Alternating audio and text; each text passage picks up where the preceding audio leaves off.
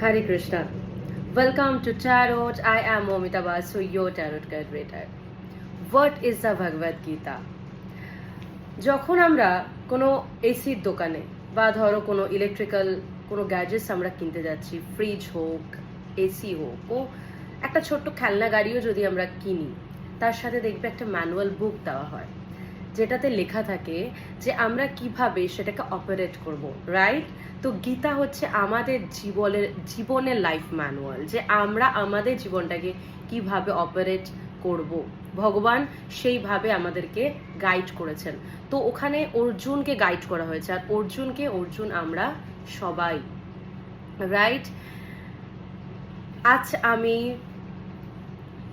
গীতার ডেক থেকে তোমাদের জন্য একটা মেসেজ নিয়ে এসেছি।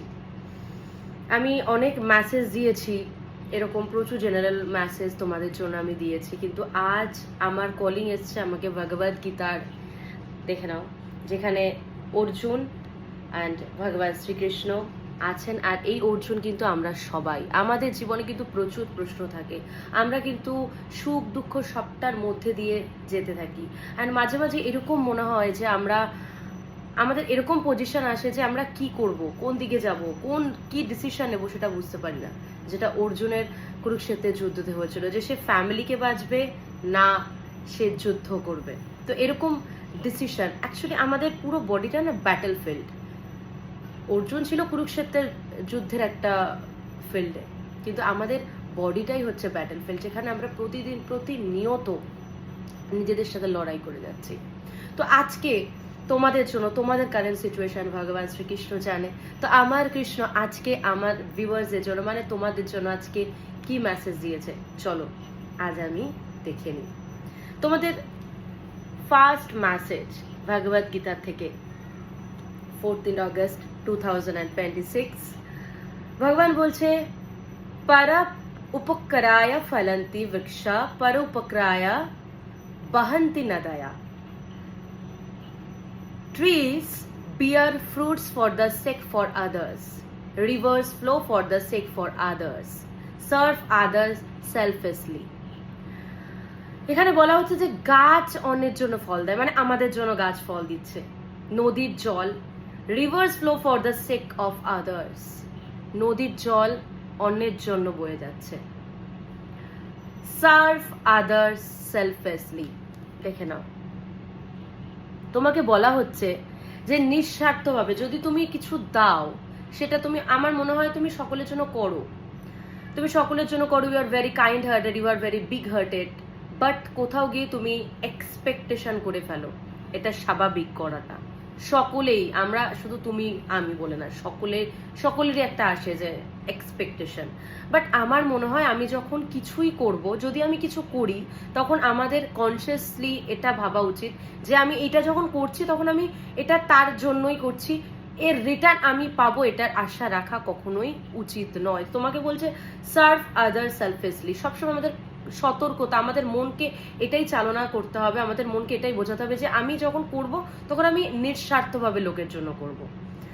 আমি করব, কিন্তু তারপরে আমি এটা ভাববো যে লোক আমার জন্য করবে, এটা কিন্তু মানে নিঃস্বার্থ দান হলো না। অনেকে ভাবে যে আমি করছি, মানুষের জন্য করছি, আমি সকলের জন্য করছি, অ্যান্ড তারপরে তার অবচেতন মন ভাবে কখন আমি সেটা পাবো।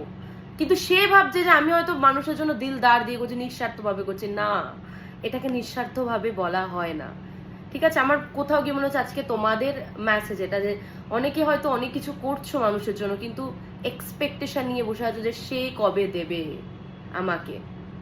তোমাদের জন্য আজকে রেমেডিজ কি বলছে ভগবান, শোনো। এঙ্গেজ ইন অ্যাক্টস অফ সেবা, selfless service without expectation of rewards. আমি কি বললাম? যে মানুষকে সেবা করো, কিন্তু কোনো আশা ছাড়া, ফলের আশা ছাড়া, নিঃস্বার্থভাবে মানুষের সেবা করে যাও। এবার এই এক্সপেকটেশন তো আমাদের জীবন থেকে যাবে না, এক্সপেকটেশন থাকবে, 1% হলেও থাকবে। তো এই জন্য আমাদের মনকে সবসময় ভগবানের সেবায় চালনা করতে হবে। অর্জুন ভগবান শ্রীকৃষ্ণের কাছে সারেন্ডার করেছিল, তাই জন্য অর্জুন, আমি খুব সিম্পল ভাবে গীতাটা বোঝানোর চেষ্টা করি যাতে মানুষের কাছে এই মেসেজটা খুব হার্ড না যায়। একদম সিম্পল যদি আমি বলি, অর্জুন ভগবান শ্রীকৃষ্ণের কাছে সারেন্ডার করেছিল। ভগবান যেই পথ অর্জুনকে দেখিয়েছিল, অর্জুন সেই পথে হেঁটেছিল, তাই জন্য সে এত ভয়ঙ্কর কুরুক্ষেত্রের যুদ্ধ তার শত্রুদের সাথে মোকাবিলা করে সে যুদ্ধে জিততে পেরেছিল।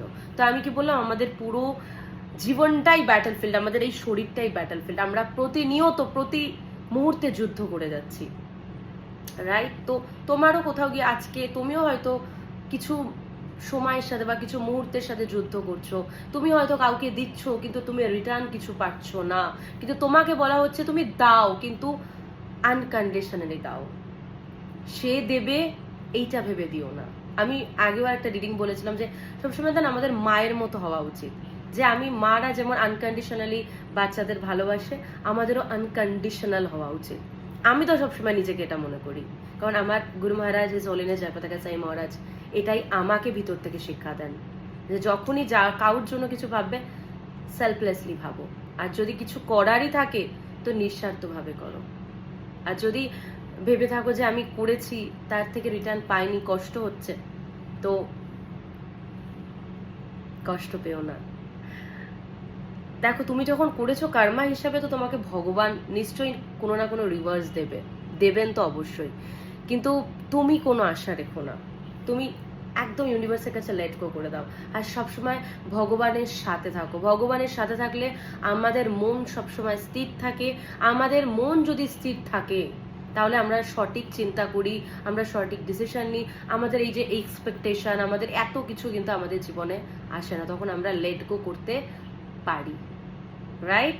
সো আজকে এইটুকুনি মেসেজ তোমাদের জন্য ভগবান শ্রীকৃষ্ণের তরফ থেকে ছিল। আজকের এই কার্ডটা আমি শাফেল করতে করতেই পেয়েছি, আর ভগবান তোমাদের জন্যই আজকে এই মেসেজটা দিয়েছে। এটা আমি বলবো না যে রেজনেট করে কি করে না, কারণ আমি এইটা বলবো না, এটা সকলের জন্য আজকে, ঠিক আছে? ভালো থেকো, সুস্থ থেকো, সকলকে ভালো রেখো, আর পজিটিভিটি স্প্রেড করো, আর ভগবানের নাম নাও। হরে কৃষ্ণ কৃষ্ণ কৃষ্ণ হরে হরে, হরে রাম রাম রাম হরে হরে, হরে কৃষ্ণ।